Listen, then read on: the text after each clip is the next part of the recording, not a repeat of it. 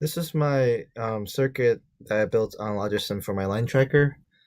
Before I go over the circuit, let me go through the four states that I have for this FSM. The first state is a state where you just pretty much just go straight. This is when, so before actually I describe the states, here are the inputs. Um, you have P1, P2. These are all the photodiodes. So there's eight photodiodes, and I connected two of them.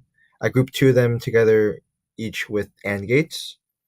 So P1, P2 becomes P12, P3, P4 becomes P3, 4, so on and so forth. So the state one is pretty much when the car goes straight, and the car goes straight when P3 and P4, P3, P4, P5, P6 are all zeros, which means that these inputs are on the line. Since the photodiodes output a zero when they're on the line and output a one when they're not on the when they're not on like the black tape. Um, when when the track starts to bend to the left or the right, actually when the track starts to bend to the right, which means that the photodiodes 3 4 are ones. So actually let me actually go through this. So the clock is ticking, right? And because both P3 4 and P5 6 are on the line, it continues to move straight. As soon as P3 and P4 are not on the line anymore, we have a change in the output. And so these four LEDs represent the left motor power, and these four represent the right motor power. Um, each motor power is a 4-bit output. So 1111 would mean that it's at its full strength. 0000 means that it's not moving at all. There's no power, and anything in between, like 0011, for example, is an intermediate power. So this configuration of the motor power is gonna it means that the line tracker will curve more to the right, and hopefully will get back on the line. Um, Once uh, line tracker is back on the line, we move back to the straight line states. And likewise, when we veer off a little bit to the right, as in when the track starts moving, starts bending towards the left, um, then and that also means that P5 and P6 are ones. Uh, More power will be on the left motor power, and less power will be directed to the right motor power. So the line tracker will move more towards the left side. Well, it will curve to the left and make it back on the line. And when it's back on the line, we move back to the straight state. Now, the different something you have to take account to is the intersections, where the first time you go on the intersection, you have to make a hard left and follow the curve. Whereas and then the second time you hit the intersection, you want to just keep on going straight. To do this, I have a factored FSM. I have this separate FSM over here that is a memory of whether it's the first time or second time the line tracker is on the FSM. So, to do this, we kept track of P1 and P2. Since the assumption is that not all the photodiodes will be ones at the same time, so we in order to in order to make sure we're on the intersection, there's going to be this horizontal black tape that all the photodiodes will eventually turn zero on. So if you look at a diagram of the photodiodes, um, P1 and P2 never equal zero unless it is at the intersection.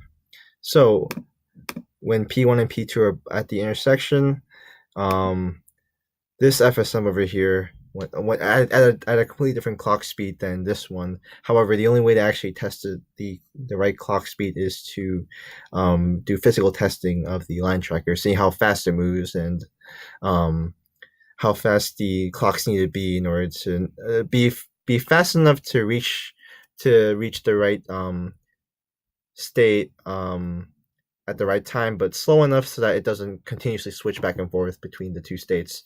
Between the two states, yeah. Um, at the first intersection, the clock ticks, and we have a variable y that equals 1. And when the variable y equals 1, then this state will make a so we'll enter the fourth state where there's zero power being directed to the right photodiodes. I mean, not no, to the right motor powers, and all the power is directed to the left ones, which means that like the car will make a hard left turn.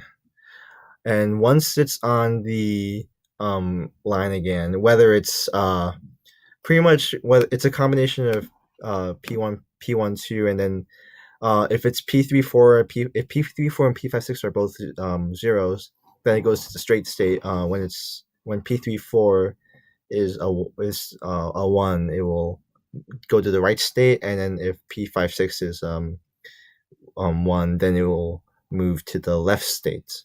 So let's just make P34 1, and when we do that, it's at the right state because it wants to curve to the right back onto the line, and then we pretty much continue with the same states. We have the straight state, back to the right state, maybe more for more adjustments, and then to the left state. um and by the way, if you go immediately to the left state, then it will stop by the straight state and then move to the left state, and the same thing for the right states. The next time the line tracker hits the intersection, let's see, P1 and P2 are 0. The clock ticks over here, and y becomes y equals 0 then. And at this point, the car will just continue to move straight until P1 and P2 are equal to 1 again when we cross the intersection, and then we continue with the straight line. Maybe turn right a little bit, and then maybe turn left to adjust. And then at this point, we probably reach the destination. So that is the My Line Tracker FSM. It takes the main FSM over here, as well as the output from a separate FSM that's running at the same time. This FSM keeps track of what intersection we're on, while this is pretty much what determines the powers of the motors, the left and right motors. And there's also two more outputs, the left motor direction and right motor direction. However, and those take 2 bits. However, the line tracker will be mainly moving at a straight, in a forward direction, with slight variations to the turning. So those are just kept at 0, because 0 means that the wheels are moving in the forward direction. Anyways, thank you for listening, and I will move on to the main circuit, the physical circuit, at a different video.